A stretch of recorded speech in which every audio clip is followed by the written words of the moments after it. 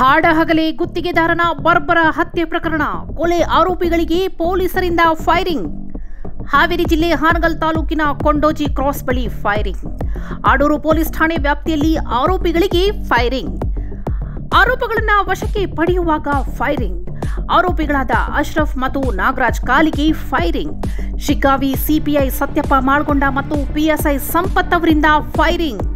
ಗಾಯಾಳು ಆರೋಪಿಗಳನ್ನು ಹಾವೇರಿ ಜಿಲ್ಲಾಸ್ಪತ್ರೆಗೆ ದಾಖಲು. ಜಿಲ್ಲಾಸ್ಪತ್ರೆಯಲ್ಲಿ ದಾಖಲಿಸಿ ಆರೋಪಿಗಳಿಗೆ ಚಿಕಿತ್ಸೆ.